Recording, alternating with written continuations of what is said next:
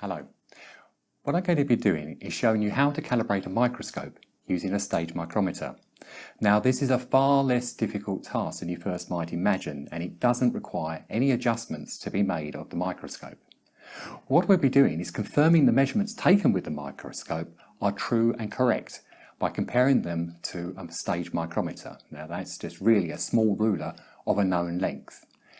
In our example, we'll be using a reticule scale which is 10 millimeters long in 100 divisions, and this will be mounted in the eyepiece of our microscope. We will then discuss how these measurements taken with the reticule scale are affected by different magnification settings, and then introduce a stage micrometer to check and verify those measurements, and then finally take this calibrated measurement information and use it to calculate the real size of a subject or sample. But first of all, let's take a closer look at our microscope measurement instrument. For the sake of explanation, let us simplify this microscope to its primary components. Here we can see a representation of one optical path from the subject stage to the eyepiece. In the microscope head assembly, there is a prism arrangement to angle the light path into the eyepieces. If we remove this prism and straighten out the tube, we have reduced the microscope to its simplest form, a straight tube with objective lens at one end and eyepiece at the other. In principle, just like Robert Hooke's 17th century instrument. Let's take a look through our microscope and employ the services of a spider as our subject. With the ×4 objective, we can clearly see our 8-legged subject magnified in the eyepiece view. As with most compound microscopes, we can replace objectives, normally on a rotating turret, to select different magnifications. So we will replace the ×4 objective with a ×10 objective. As expected, the image of the spider has increased in size using the higher magnification. So let's revert back to our ×4 objective and introduce a scale reticule into the eyepiece.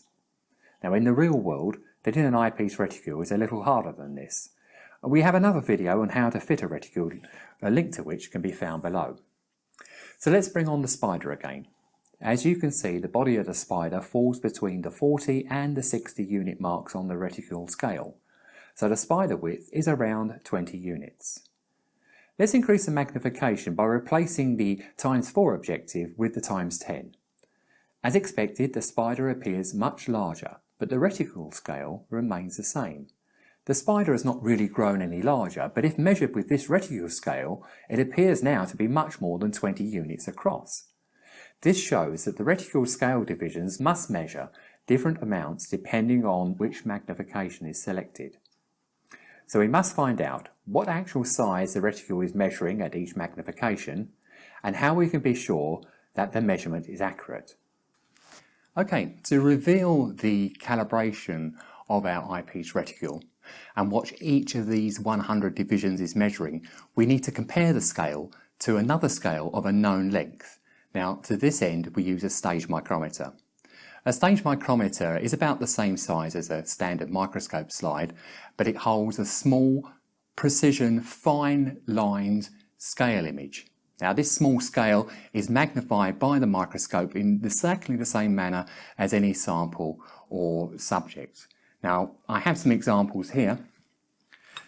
In this professional stage micrometer, we have the pattern on a glass disc which is mounted in the centre of a stainless steel carrier.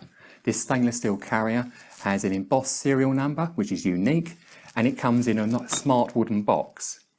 This is an ideal item for certification as an internationally traceable calibration artifact. Now, certification is something we'll be covering briefly a little later on. In this case, the same pattern is held on a glass disc in the centre of a black aluminium carrier. Now, this glass disc and metal construction lends the stage micrometer durability that an all-glass construction may otherwise lack, an all-glass slide being more prone to being accidentally dropped or damaged. Now, stage micrometers come in many different division sizes and lengths, and you should choose a scale that most matches the scale of your reticule and the objective magnification that you're using. Now, to calibrate a microscope fully, you should carry out the following procedure for each of the objectives or magnifications available to you. Or you could just limit this calibration to the magnification you are using in your measurement procedure. Now, in our example, we'll be using the ×10 objective and the same eyepiece reticle you saw earlier, which is the 10mm in 100 divisions. So we'll be selecting a stage micrometer with a 1mm scale length. Now this will mean that once magnified, it will be the best match to the 10mm long reticule, as you will observe. Now, all we need to do is put the stage micrometer onto the microscope in the normal manner, select the objective that we need to have calibrated, and then find and focus on the actual scale image. Some stage micrometers have a ring or a target around the outside of the small scale to make it easier to locate. In this video, the stage micrometer scale can be seen moving as we adjust its position on the microscope stage. You will note that the 1mm long micrometer scale is almost a perfect match for the 10mm long reticule scale as it's magnified by the 10 times objective. We need to align the scales one over the other and adjust the position so that the 0 lines on the left hand side are correctly lined up. We can see the reticule scale indicated blue at the top and the micrometer scale indicated red at the bottom. You will notice that the 0 lines are aligned. However, if we look at the bottom stage micrometer scale, it finishes here, while the reticule scale is a little longer. So there is a mismatch or a calibration error at this point. Let's take a closer look at this. Now, if we separate the two scales, the bottom black scale is a stage micrometer. Now, we know this is 1mm long, it has 100 divisions, each of 10 microns. Therefore, 100 divisions is 1mm, half that's 50 divisions, is half a millimeter. The reticule scale in comparison again has 100 divisions, but as we have seen, the actual measurement size of each division is dependent on the selected magnification. Now, in our example, we're using a ×10 objective and a 10mm reticule. At this magnification, the 1mm stage micrometer appears 10 times larger. So, the 1mm micrometer scale should match the 10mm reticule scale exactly. So if we bring them both together, we can see that in general they do match. However, there is a small error evident towards one end. Let's take a closer look at this error. Now you can see that the stage micrometer 1mm scale actually matches 99 reticule units or divisions. This means the 99 reticule units is equivalent to 1mm in length. So for this objective, the size measured by each reticule division or unit can be calculated as 1mm divided by 99. So each reticule division at this magnification is equivalent to 10.1 microns. So it's 10.1 microns per division. Let's take what we've reviewed and use it in a practical example. As before, we will use the ×10 objective and the 100 division scale, the same scale and objective we previously calibrated. Using this zooplankton as a sample, we will measure the width of the body. During calibration, we proved that each reticule division is equivalent to 10.1 microns while using the ×10 objective. The body width is 35 reticule divisions. Each division is 10.1 microns or 0.0101 millimeters.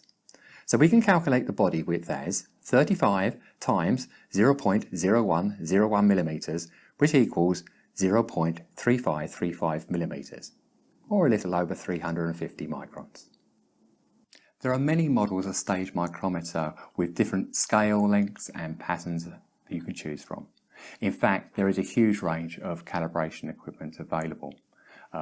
Long glass scales up to 1 meter long in some instances, glasses with chrome images just a few microns in size. Now, be they standard products available off the shelf or something that has been manufactured specially to meet your particular measurement requirement, they all have one purpose in common, and that is the requirement to confirm the confidence of your measurement method or system. To this end, the scales and the lines must be manufactured to a very high standard with great precision and accuracy and fine high definition lines. If a scale is to be magnified greatly, these lines can be as little as 1 micron in width. These products provide the high accuracy references that you require for the calibration of your measurements. So, if you're going to use a stage micrometer to check your measurements, how do you know that the stage micrometer is correct? Well, this is where internationally traceable calibration certificates come into play. In some cases, they are a must-have for meeting ISO or quality standards. Every stage micrometer can be individually verified and measured, and a set of results produced which show any deviation from the nominal length. These measurements should be carried out by a laboratory that is approved to the ISO 17025 standard, and they will issue a certificate in the name of their approving body, such as UCAS, NIST, DKD. Now, this is a typical calibration certificate. You will notice that there's the UCAS symbol with the number of the laboratory underneath. The artifact being calibrated has serial number, and that is reported here, and here is the recalibration date for that artifact. There's also a table of results.